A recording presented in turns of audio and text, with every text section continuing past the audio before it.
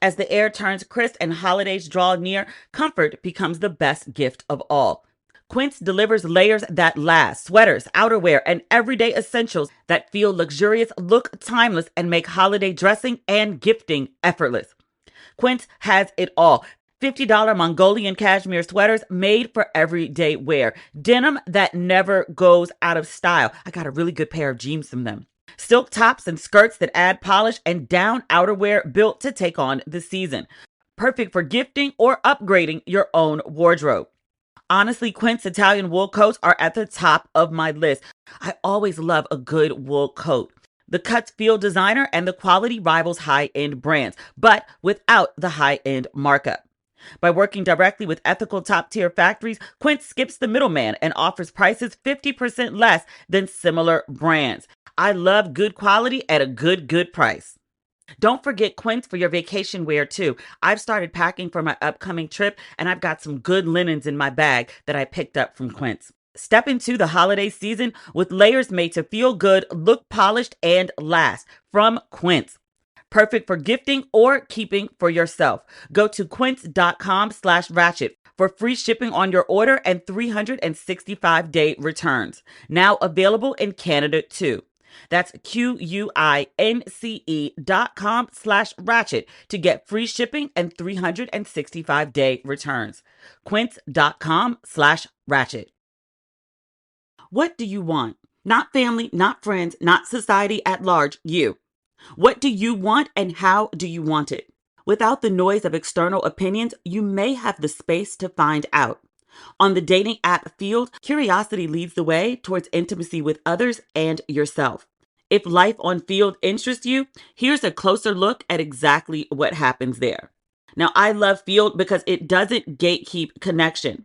In an age where dating apps create hurdles to finding your people, field is built differently. My favorite part, there's no fast swipe culture. Sometimes attraction takes time. Here, you don't have to make a split decision in order to see another person. Skip profiles, go back, and take the time you need to decide if you really like someone. Are you ready to give Field a try?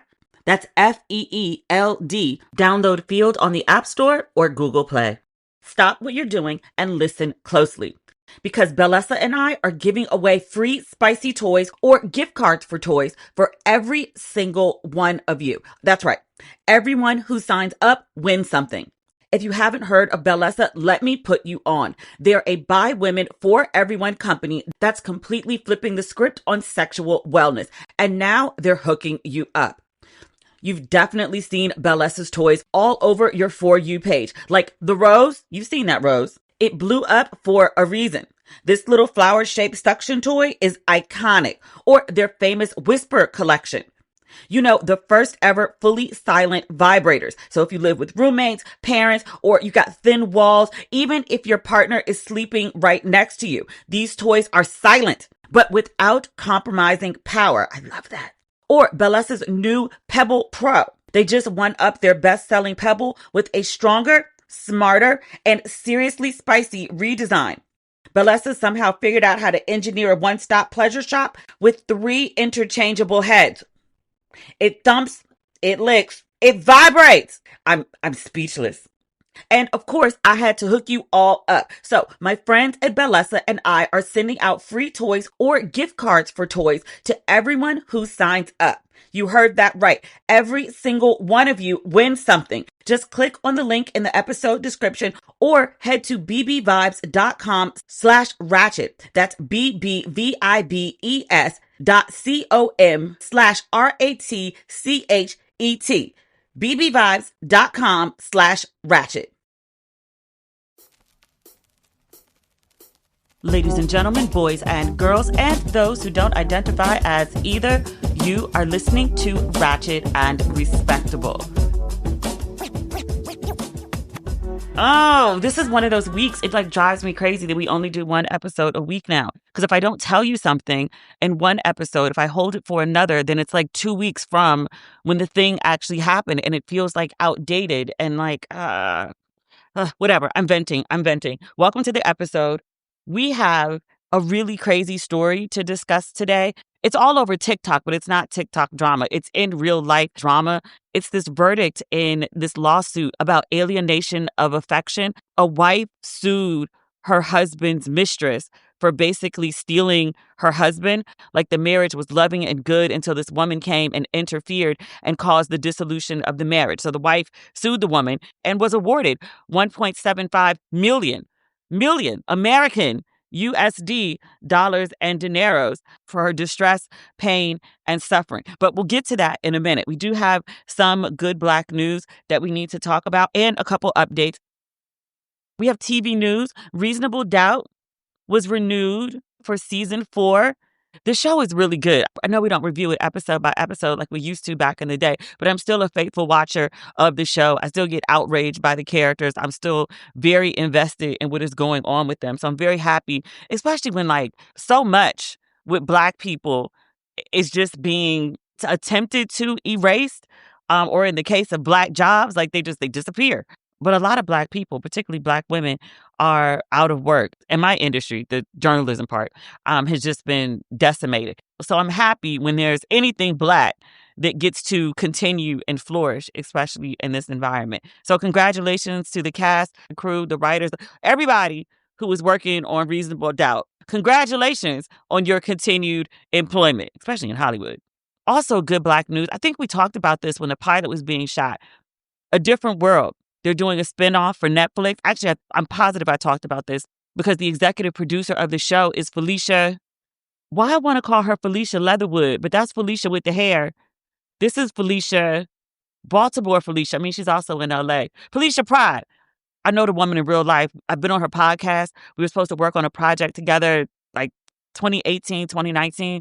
Fell through no part of her own. She helped show me the ropes when I first got out to LA. So I'm always thankful for the support of another Maryland girl.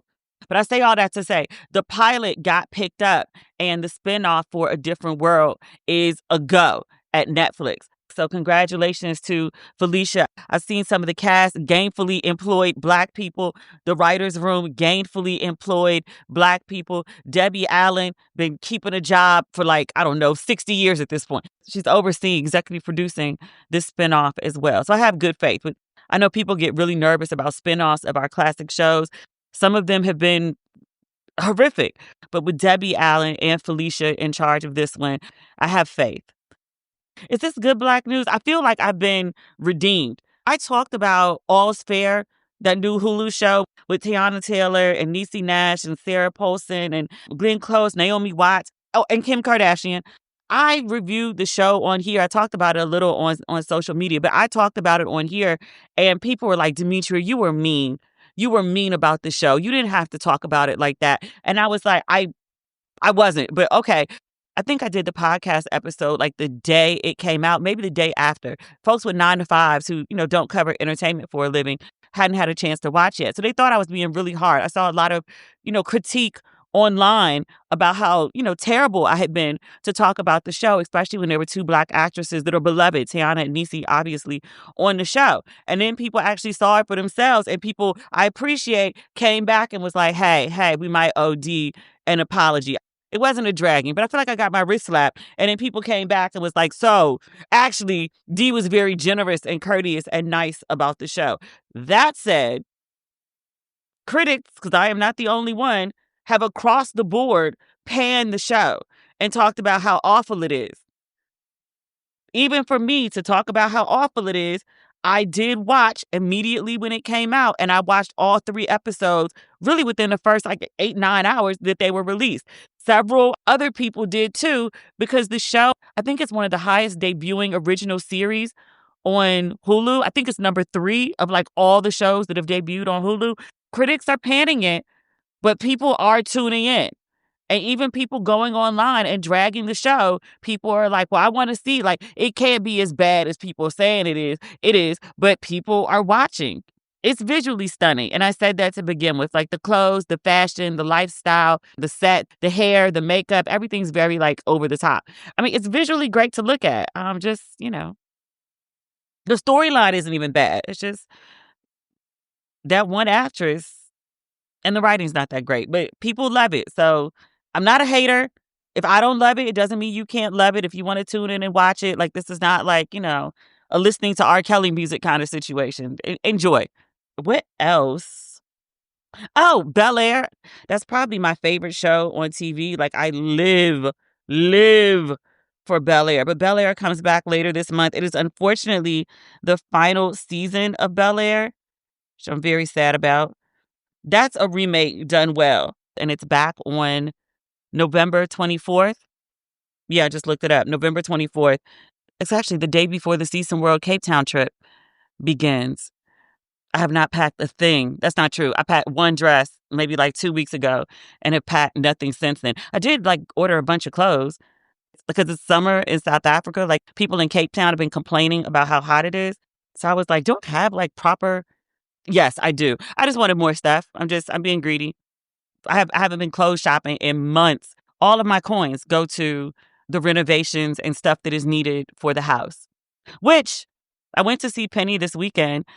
It looks exactly like it does in the pictures that my designer has been sending me, except more dusty. Like I was sitting on the floor and I had on a black outfit and I got up and literally my butt was like covered in dust. And like I pushed myself up and there was like a full handprint on the floor because it's dusty because they're constantly cutting shit. So yeah. It looks really good. Like what they've been able to finish thus far, it looks really, really amazing. It's just there's still a lot to be done, mostly finishing touches, but it's a lot of finishing touches to make it complete. And then, still stuff like we haven't even ordered the doors for the shower yet. We haven't the covers for the electrical outlets. I mean, the small stuff. We've ordered the fixtures, but they haven't been put in yet. There's a lot of moldings and such that still need to be added throughout the house. It's a lot of details, but it's just a lot to be done. So obviously, I'm not moving in before I leave because I leave Monday. And so hopefully it'll be ready when I get back. Maybe, at least when I get back, I can actually go and stay in the apartment. Maybe I won't take all my stuff. I also had a really good time when I was in New York. Well, this time, Jersey. Since we last spoke, I think I've been to Atlanta, New York, just up for the day. Atlanta for the day, too. And then also Jersey for just like 3 days. Over the weekend, I just did like a bunch of gallivanting and hanging out with my friends because I won't see them again, at least the Jersey friends, for like another month. I did go to Tops and I got my firecracker shrimp, which I've been craving. And then I also we went to this restaurant, this Black-owned restaurant, Caviar. It has the best food. It's like Poor Calvin's in Atlanta, because that's exactly what I went to Atlanta for, to go eat at Poor Calvin's. It has Poor Calvin's level food at this spot. I'm embarrassed to tell y'all how many bottles we drank. I'm also embarrassed to tell y'all, we got to the restaurant at 2:30 and did not leave until 10. One of the waiters came in after we got there, worked his entire shift, and then left and went home. And then told us about it, like reminded us, like, by the way, y'all were here when I got here and I'm about to leave. We sat there and kikied and talked shit with each other, with people at other tables. Like, I was like, we're in here like some mob bosses. Like, it was great. One of my friends recently got married. Remember I told you about the wedding I went to over the summer? Her and another friend is in a new relationship. And so like I'm the friend that's come in town and like the wife and the girlfriend have disappeared all day. So somewhere like hour 5 or 6, the husband and the boyfriend start calling and was like, hey, like you good? Is everything all right? Like you need me to come get you? Is everything, because you've been gone for a minute. And they were like, oh yeah, we just out with D. And they were like, okay. And they called back 2 hours later and was like, hey, I'm just checking on you. Like you good? You on your way? It was like, nah, you want me to bring you something? Because I'm just out with D. We ate brunch and dinner at the same damn restaurant. When I moved to Jersey, I was like, I will be at that place every weekend. I don't want to go on Saturday when it's popping. Like, I will be there every Sunday for brunch. I didn't tell you that I went to Atlanta, did I? I went last Sunday just for the day. I got there like around 11:45, and I just did 2 restaurants, 2 museum visits. I went to the Garden Room at the St. Regis, which I've been trying to get into the Garden Room forever and a day. Apparently, it's easier to get a reservation for brunch than it is for dinner. It's more stunning in person than it is in the pictures. It's gorgeous. Service was great. Drinks was great. The food was great. Had like a lobster omelet. It was amazing. And then I went to see the Andre Leon Talley exhibit at SCAD, which I thought they only had the exhibit at SCAD Atlanta. There's also an ALT exhibit at the one in Savannah, because I posted pictures and this woman was like, oh, I need to make it to the Atlanta one. I just saw the Savannah one. And I was like, wait, there's one in Savannah? There's one in Savannah. But it's a beautiful exhibition. It's Andre Leon Talley's like actual clothes, not just like as inspired by. Like it's his actual clothes, his shoes, his bags, all his beautiful captains, all his beautiful suits. I cried several times during the exhibition. Like when I first walked in, like I boohoo sobbed. Like the mannequins look like him. They have his facial structure. They have his height. I don't know if they padded the mannequins, but his weight fluctuated throughout his life. And so they padded the mannequins to emphasize his size. Like he took up a lot of space. Like it was very much part of his persona. When you first walk in, it's like it's all these mannequin statues of a Black man in these beautiful, luxurious fabrics.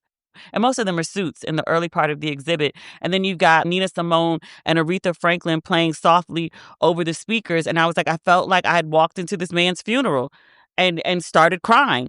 Just because how things ended with him at the end of his life, at least his professional life.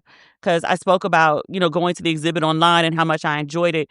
And one of his family members reached out and she said, thank you for the kind things that you said about my uncle. She was like, and she was very nice about it. But she was like, just one word. Because I mentioned that I was like, he was done dirty at the end of his life. Like he was never cherished or honored in the way that he should have been. And I think it was a cousin that reached out. And so she was like, how people did him in fashion and professional and all that is one thing. But she was like, please know that his family, like we always cherished him. We always loved him. We always valued him. He was always welcome here. And we miss him very, very, very much. And I was like, duly noted. And also a woman who curates the exhibits for SCAD, Savannah College of Art and Design. I have to remember everybody listening is not American. That's kind of sometimes why I over-explain certain things because there's a big listenership in London, South Africa, Kenya. Hi. She was thankful for the review of the exhibition, but also just noted they put a whole lot of work into the exhibition. And I was like, yes, it completely shows that it was made with love and respect and honor for Andre Leon Talley. I think he was a board member at SCAD. Then I went over to High Museum of Art to see Victor and Rolf. Like, that was amazing. I mean, I think a lot of fashion designers are art. They're more obviously artsy meets fashion. Like, it's a really beautiful exhibition. Everything was just really, really pretty and artistic and gorgeous. And just like, I don't understand how your mind works this way to come up with these things, but they're all so freaking beautiful. And then I met one of my friends who I met in Cape Town. We had friends in common and people reached out to both of us and was like, y'all should meet. Y'all would be besties in real life. And so we met up in Cape Town. I think we like sat there and talked for like 3 or 4 hours. Like we had a great day. And then we haven't seen each other. That's probably over a year ago. We haven't seen each other since. And when I was thinking out loud online about going to Atlanta, she was like, hey, I'm in Atlanta. Like, if you're in town, I would love to see you. So my schedule was off when I first got there. And I was like, I don't know if I can do it because I got here late and I'm scrambling and blah, blah, blah. And she was like, well, all right, well, hit me up, if something happens. And so I hit her up. And so she was like, say less. I'll be there in 15. Then she drove me to the airport. Almost missed my flight, but didn't. That's before them up there started fucking with the TSA and shutting down flights and whatnot. That was Sunday. And then Wednesday, I took a trip up to New York literally for 4 hours just for this event. I got an invite. I think I talked about this the end of the last episode. I didn't say what it was for. I got an invite to see Michelle Obama. She was doing a private talk at People magazine, their headquarters.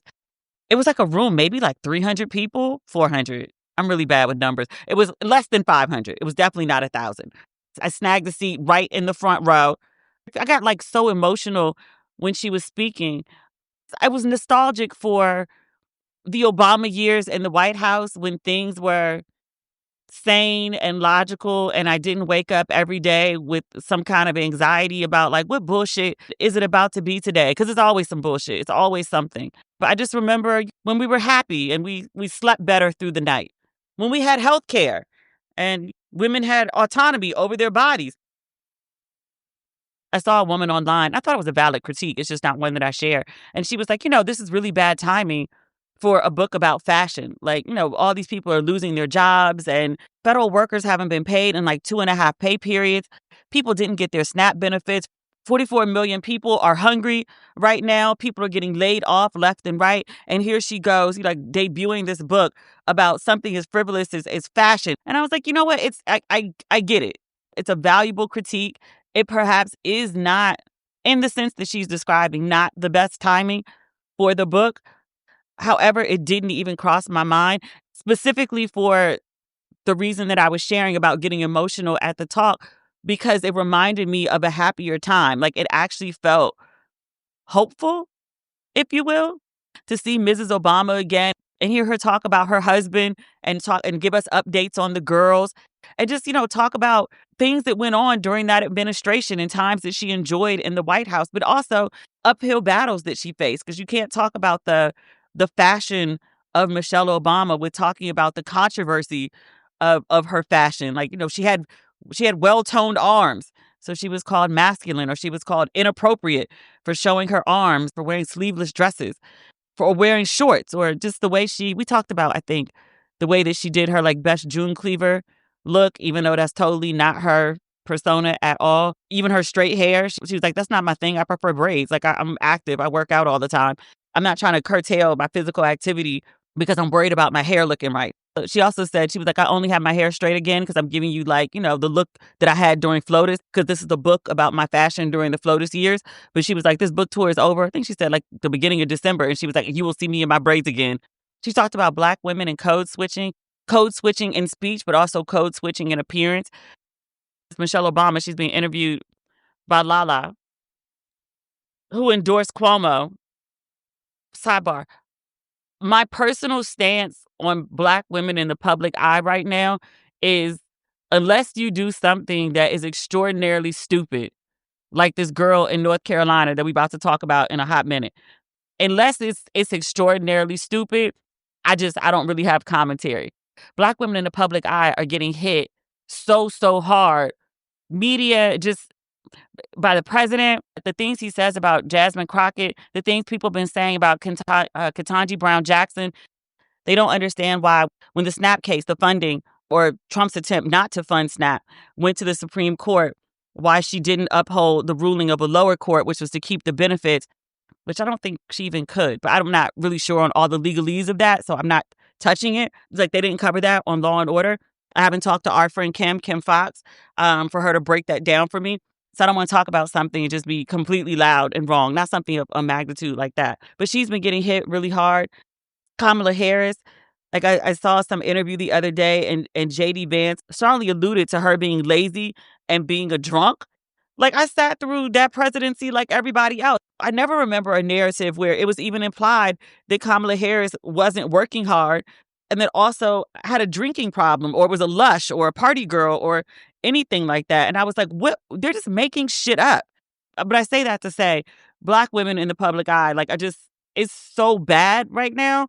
And then also people getting laid off left and right. You don't need me to kick you, to slight you, to shade you when you're already in a precarious position just by being Black and woman. So I was like, unless it's like real stupid, I don't feel the need to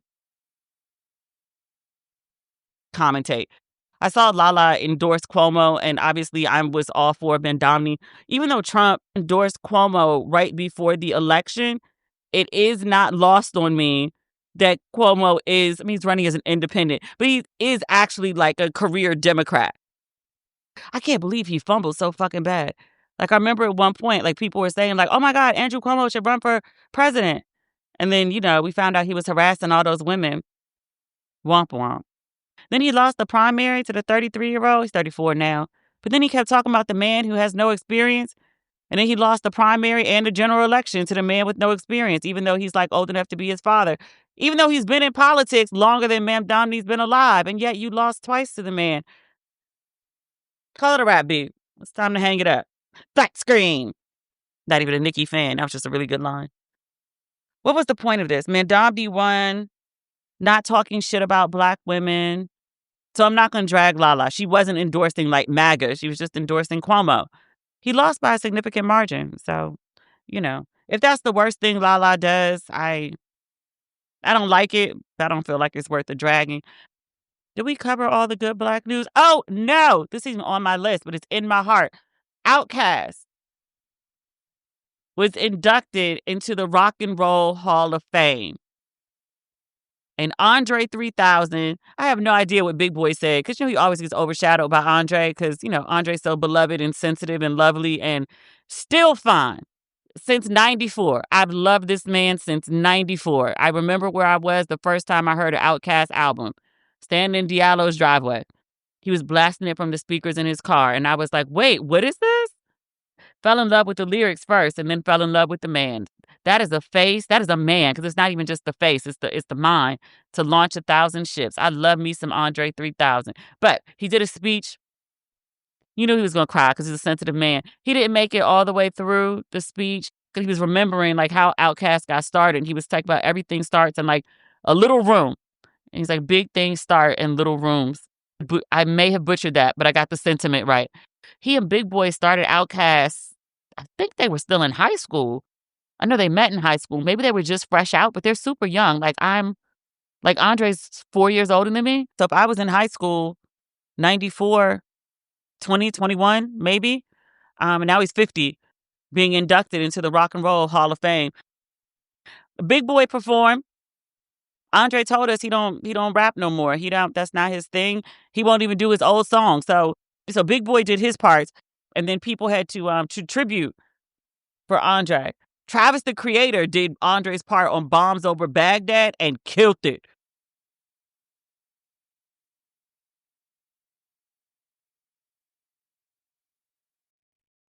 As the air turns crisp and holidays draw near, comfort becomes the best gift of all. Quince delivers layers that last, sweaters, outerwear, and everyday essentials that feel luxurious, look timeless, and make holiday dressing and gifting effortless. Quince has it all. $50 Mongolian cashmere sweaters made for everyday wear. Denim that never goes out of style. I got a really good pair of jeans from them. Silk tops and skirts that add polish, and down outerwear built to take on the season. Perfect for gifting or upgrading your own wardrobe. Honestly, Quince Italian wool coats are at the top of my list. I always love a good wool coat. The cuts feel designer and the quality rivals high-end brands, but without the high-end markup.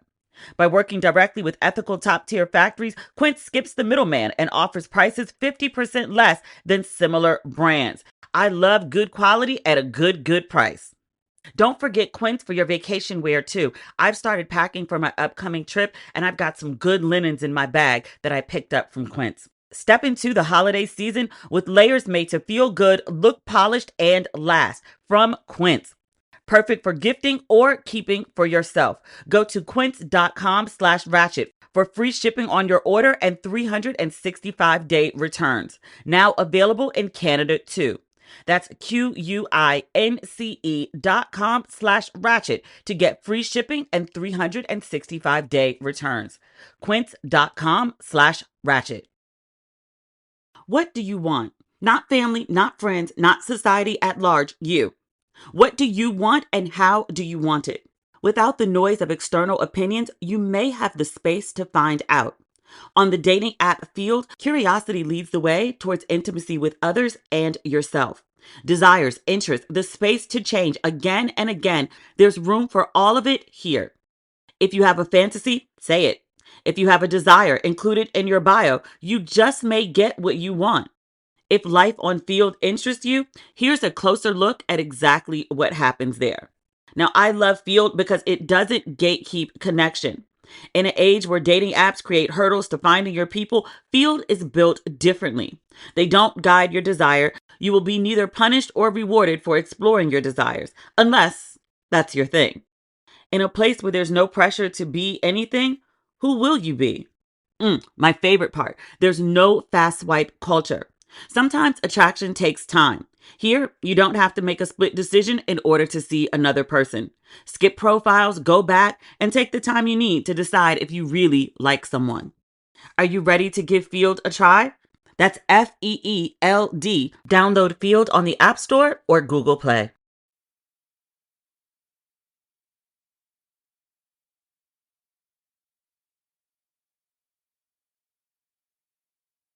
Oh, Abby, our friend Abby at CNN. Folks been going at her a little bit too for some comments she made on The Breakfast Club. She said something like, and she wasn't praising. She was like acknowledging as a fact, which it's factually true. She was saying that the current occupant of the White House, she was like, he gets shit done. And she's like, that's part of, the appeals. Like he says he's going to do shit and he does it. It might not be things that are logical, sensible, in the best interest of the American people. They might be delusional. They might be, putting us in harm's way. But there's every single day, there's something to talk about. Like he is actually always doing something. Making healthcare unaffordable just because Obama created the Affordable Care Act. He's really just doing this to destroy Obama's legacy. So you can't say the black guy did something good for you. It's bullshit, but it is literally always something. And then he's also always in the news cycle. Trash president, marketing genius. You can acknowledge what it is without calling it good or bad. But he is always doing something. And so people got upset with Abby because they were like, well, she's praising MAGA. And I was like, no, she wasn't. Abby, the day I was in Atlanta, actually, she had a big book signing in D.C. for her new book. I have not had a chance to pick it up yet. Charge it to my head, not my heart, Abby girl. It's about Jesse Jackson. And I'm only talking about this because I love Abby, not the biggest Jesse Jackson fan. I told y'all he groped my boob once. I've told y'all this story, right? Like my side boob in front of Al Sharpton. I went to speak at a radio station. It was Al Sharpton's show. I met Jesse Jackson. I said hello. And we were standing there talking. He slipped his arm around my waist and then like raised it high and like grabbed my boob. And I had to like take my hand and like yank it off of him. And then the producer for the radio show was like absolutely mortified and sent me an email and was like, I'm so sorry that happened. Like, I invited you to the show for your professional insight and blah, blah, blah. Like that never should have happened. And it shouldn't have. Here's the crazy thing, right? I think I was at the radio show to talk about some column I had written for The Root. So probably somewhere between 2013, 14, 15. So I was in this like group chat. I mean, a bunch of group chats. This one specifically was like the social justice, political activism type stuff. And so I write in the chat and I was like, yo, this craziest shit happened. And the response wasn't like, oh my God, I could never guess. People were like, yo, is he still on this bullshit? It was people in the chat of like all different ranges, people who were in the civil rights movement up until like people who were emerging as like, modern day leaders, activists, like almost half the chat. And it was only like 20 people, but like enough people had like some story of like, oh yeah, Jesse Jackson be doing that shit. I sat with his wife in a green room, his wife and son. They're promoting a book. I think the letters that the mother wrote to the son when he was locked up. Lovely people. His wife is a joy and a pleasure, a wonderful disposition, a lovely woman.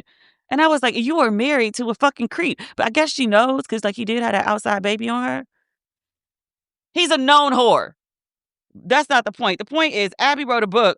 I watched her Breakfast Club interview. It does delve into some of his personal life, but the book primarily is about his impact on politics and how it still shows up to this day. She says, I don't think Jesse Jackson is remembered for the massive impact that he had. She was like, many of the policies or ideas that Jesse Jackson put forward, the way that he mobilized and activated people, the way he reached out to people, many of those strategies are still being utilized to this day. What is the name of this book? A Dream Deferred. Jesse Jackson and the Fight for Black Political Powers. That's the name of the book.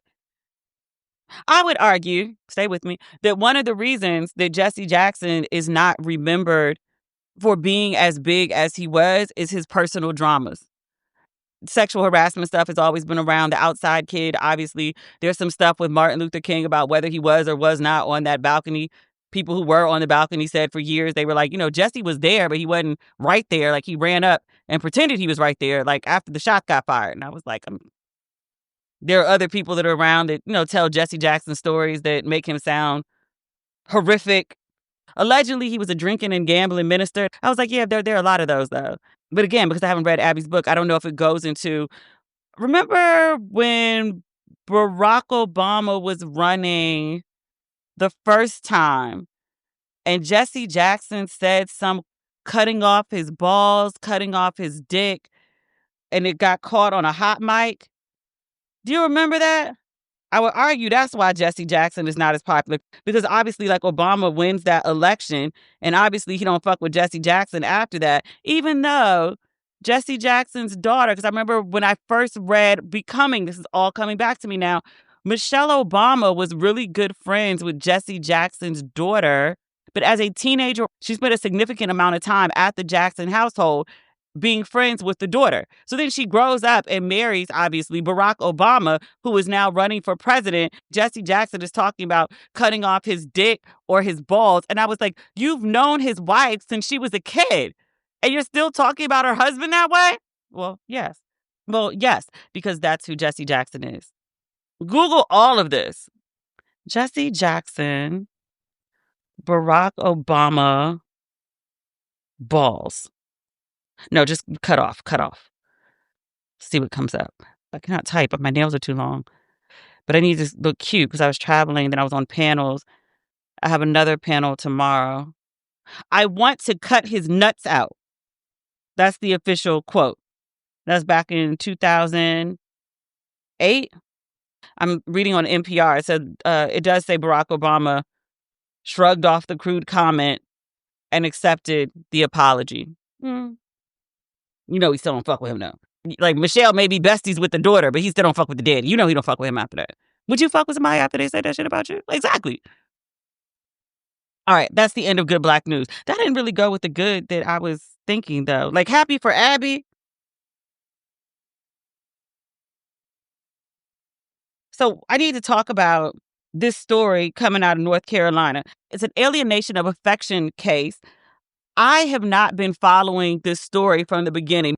North Carolina influencers, bloggers, media have been all over this story.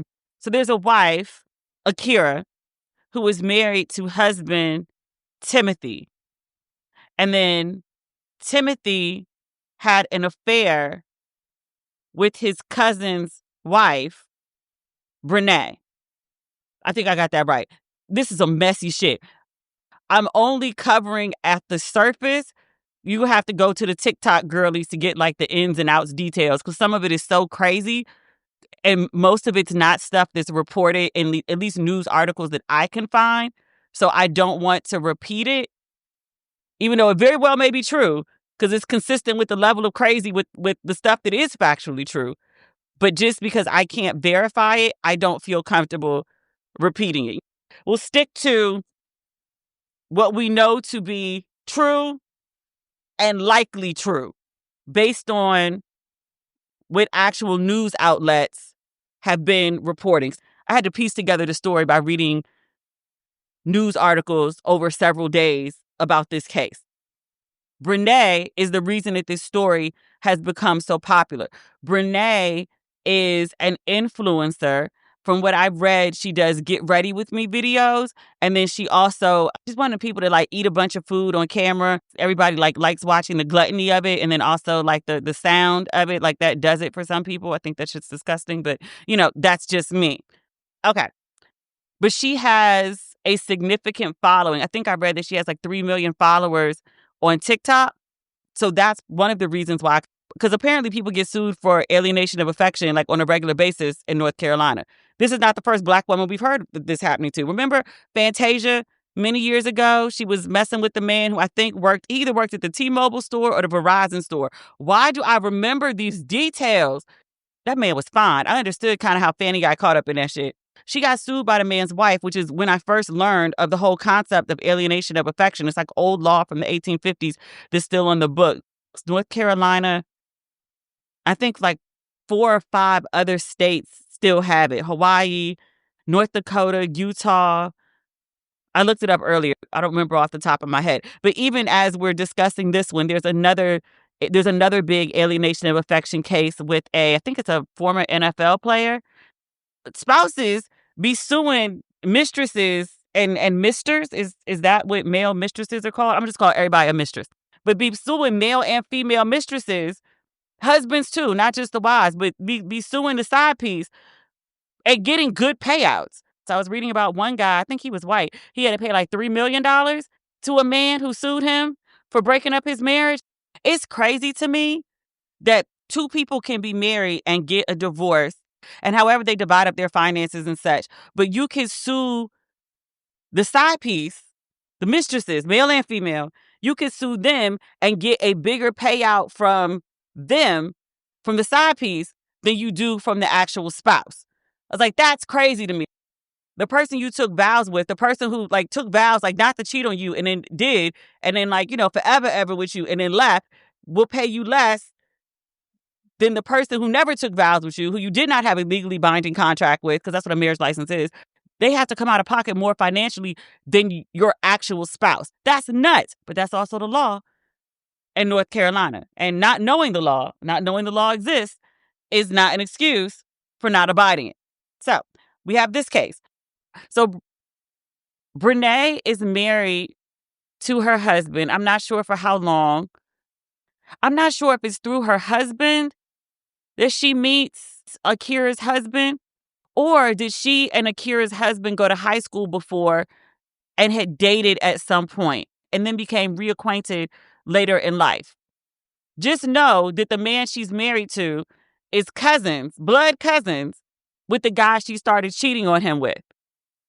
Because they're two women married to cousins, Brene and Akira meet and become good friends, to the point that when Brene is going through marital issues, she decides she's going to leave her husband. She ends up moving into the house with Akira and Timothy and also their children, because she's the bestie, she's family, because she's literally like married to family. So when she's leaving her husband and needs a place to stay, Akira allows her to come live in the house. That quickly turns into a shit show. There is allegedly a video that was played in court when she was living in the house with Akira and Timothy, and there was a video of her twerking on Timothy. Her friend, her good friend, family, while you staying up in her house, living under her roof, in her castle, twerking on her husband. Akira had also spoke to her once, chastised, if you will, about the way that she was dressing in the house, because I guess she was wearing scantily clad shit, walking around in front of husband Timothy. And Akira became uncomfortable. She told Timothy on multiple occasions, she said basically that she got to get out of my house. Like, we tried to help. We tried to be good family because she needed a place to go. Her and her man ain't working out, blah, blah, blah. At some point, Brene's husband, I think, is the one who discovered the affair. And then he told Akira about the affair. Akira said they had matching tattoos. They were still intimate. They were still like writing each other love notes. They were still very much married. But Brene had started posting about Akira's husband on her social media pages. It made it clear that she and the husband were in some sort of entanglement. Making money moves should be easy. And that's why there's Cash App. It's fast, safe, and honestly just way more personalized than other apps out there. No extra hoops to jump through, no extra stress. All of the tools are right there to help you, cash in. Plus, sending money with Cash App actually feels safe. They look out for you. If something seems sketchy or they think you might be sending money to a potential scammer, they'll warn you and make you think twice before you hit send. It's like having a personal bodyguard for your cash. You can even spice up your payments with custom text, stamps, and backgrounds, because why should paying your friend for brunch be so boring? I had to use Cash App all weekend. We're not putting down 4 and 5 cards at the restaurant. Somebody picks up the tab and then we send them the money. For me, via Cash App.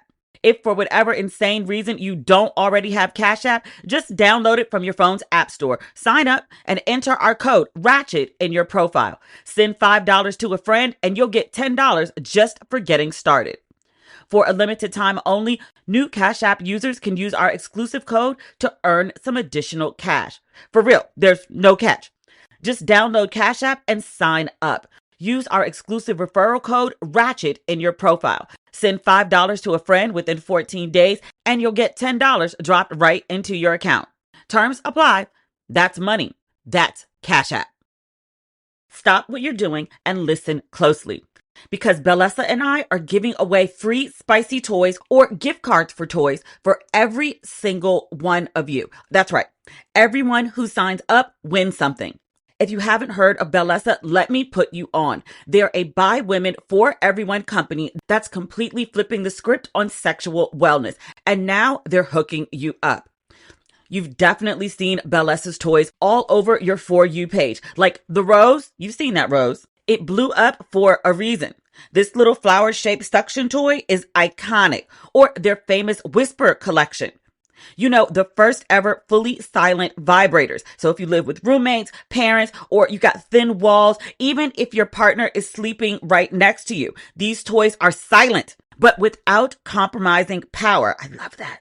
Or Bel-Air's new Pebble Pro. They just won up their best-selling Pebble with a stronger, smarter, and seriously spicy redesign.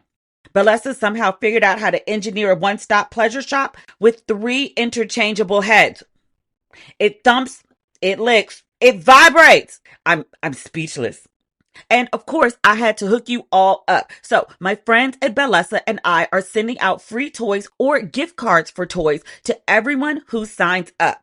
You heard that right. Every single one of you wins something. Just click on the link in the episode description or head to bbvibes.com/ratchet. That's BBVIBES.com/RATCHET. bbvibes.com/ratchet. Akira and Timothy eventually get divorced. Brene actually ends up marrying Timothy. To my knowledge, this man is not employed. I've read several articles about this case at this point, and usually people will mention the occupation of people involved in random court cases. So and so is a real estate agent. So and so, I don't know, has a franchise of Burger Kings. So and so is a mechanic. Nobody ever says, like, Timothy, a insert job title, insert field of work, insert any kind of gainful employment here. Apparently he is unemployed, and his new wife has been financially supporting him. I guess she posts pictures or videos of them spending money and going shopping and things of that nature. I did, for my own personal enrichment, look up photos of all these people. Akira's a real cute girl. She's a real cute girl. Timothy, who was at the heart of this, you left your husband to be with somebody else's husband, and now this woman is suing you over interfering in her marriage and contributing to the dissolution of it. So I wanted to see, like, who is this man? These women are doing a boy is mine over this man. I mean, not so much Akira. She don't want the man back, but she does want to be compensated for her troubles. The point is, I looked up the man. If y'all saw this man, I beg you to look up a picture of this man. There is no penis that is worth $1.75 million. It doesn't exist. As I've said multiple times on here, I've written about it. If I could put it on a shirt, I would. Penis will pay you to use it. Penis will talk to you on the phone for hours. Penis will drive to your house in a clean car and ring your doorbell and take you out to dinner and talk to you and listen to you. Penis will wine and dine you. Penis will spend months trying to convince you to use it. Penis isn't just free. Like I talk about Audacity. People like Audacity is free. No, Audacity is paying people. It's the only thing that makes sense of how so many people are so audacious, because Audacity is paying people. Penis also is paying people to use it. It is less than free. And I was like, a $1.7 million penis? Because that's what this is. $1.75 million penis? Yes. I was like, let me see what $1.75 million worth of penis looks like. Does it look like Michael Ealy? Or if not Michael Ealy, Boris Chestnut? Method Man? Andre 3000? Idris Elba? That little fine young man that's on Reasonable Doubt that I be talking about every week now that I know that he's over 30. What's Tiana Taylor's nice looking man? The British man? Aaron Pierre? Mufasa? Is the penis attached to somebody who looks like that? Because I understand how you could get caught up. Does it look like Damson Idris? Damson Idris is mighty fine. He getting his grown man weight, his grown man jawline. He used to be a skinny thing. Now he's like a full thing. Is the $1.75 million penis attached to someone who looks like Damson Idris? It is not. Mm-mm. Mm-mm. Mm-mm. It's not like a Flavor Flav. Shabba Shabba Rex. It's not that. He's a sizable man. And there's nothing wrong with a sizable man. A sizable man can be a fine man, Gerald Levert. good smelling, agile. Nothing wrong with the larger man. There is nothing about this man where you look at him and be like, I would risk it all. I would risk more than I have. Because this lawsuit happened, the woman was sued by the wife who hired an attorney. I can't remember her name. It's like a precious Southern name. And I was like, you so country. I love it.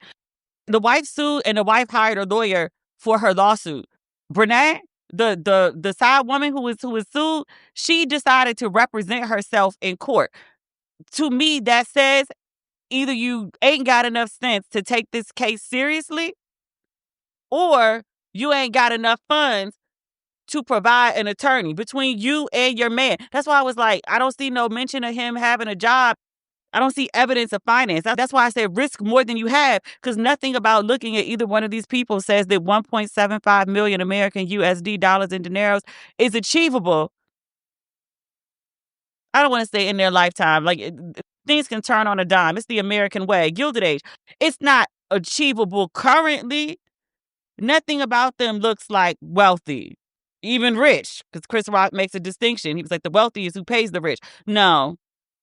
Because we were talking about this in the comments. I wrote about it online. And this woman was saying, well, I said that, like she couldn't afford a lawyer. And people were saying that, well, she makes like $11,000 a month, which cool. That's cute. Okay, cool. Because, everybody online makes six figures. So $11,000 a month would be like $132,000 a year.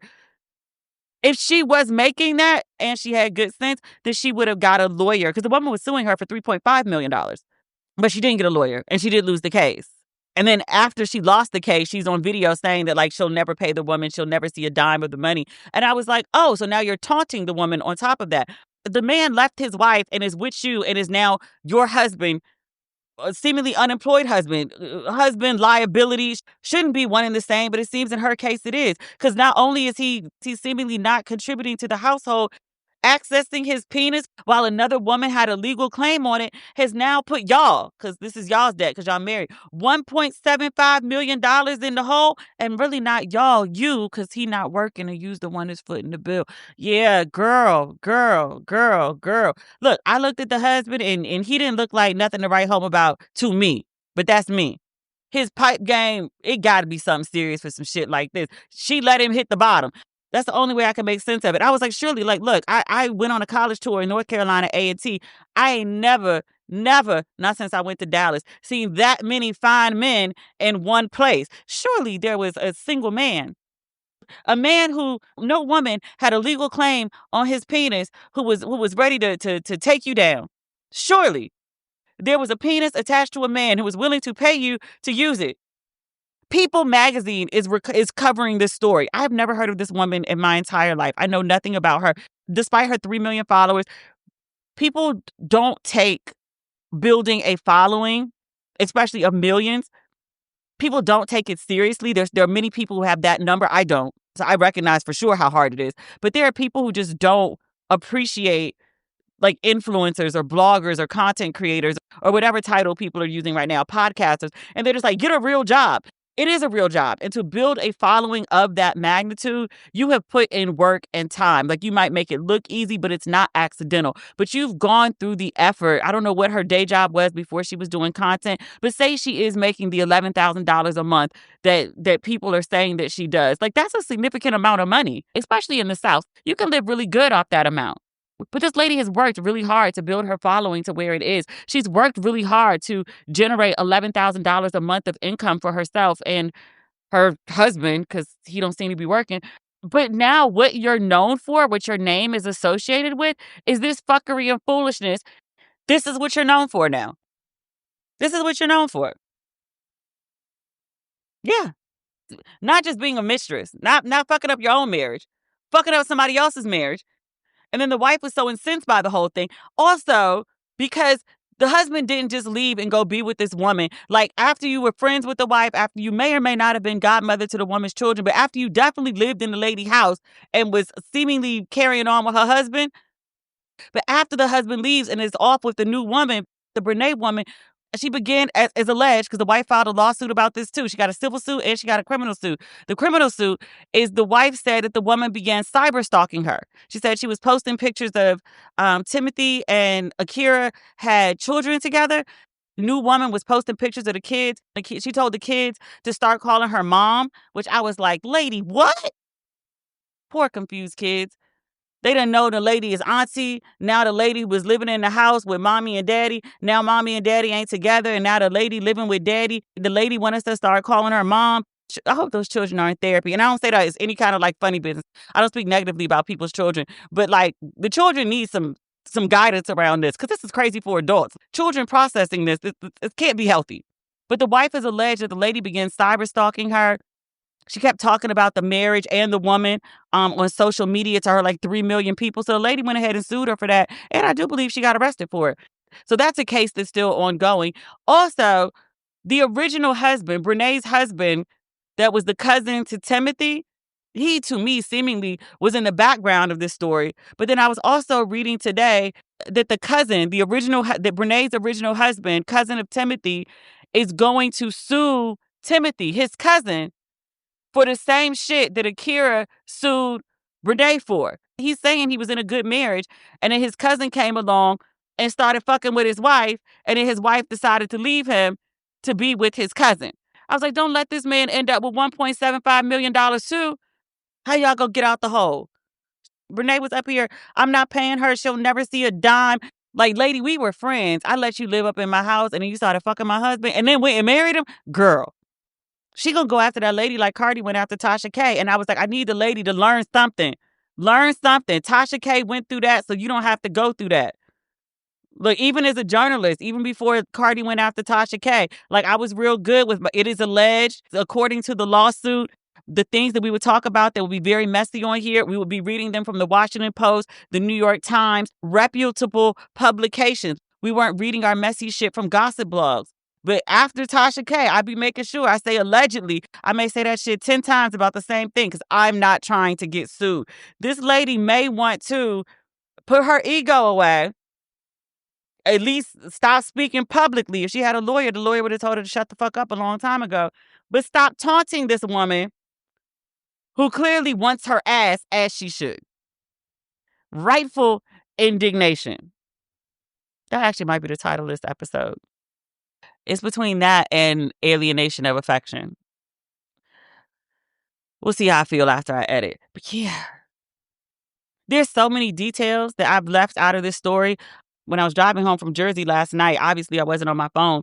But like when I left at, I don't know, I was in the house cleaning up.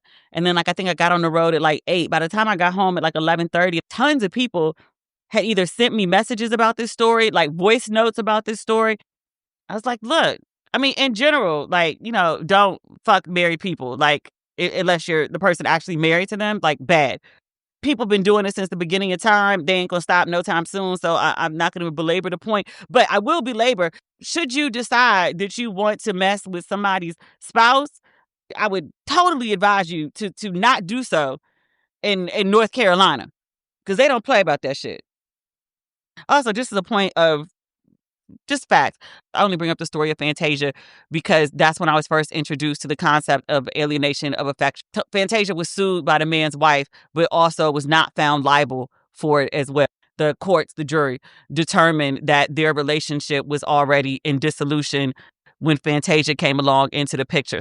He was still legally married, but they were separated or he was on his way out. The marriage had already fallen apart. So I just want to make sure I clear that up because I really like Fanny and I think she's had a tough go at life.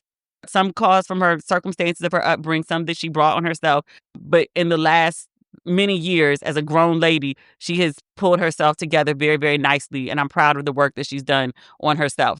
I bring up her story for it as an example and to give context, but I don't want to harp on that. You know what I like to say? There is grace for those that seek it. I feel like she's done her work and she has sought grace. All right, I'm going to edit and then I'm going to pack. I'm lying. I'm going to edit and then I'm going to bed. And then I can have a big event tomorrow at the Apple store with my friend Angel from the Spice Suite. What time do I have to be at the event? It's at night, right? Let me go figure out my life. All right. Bye.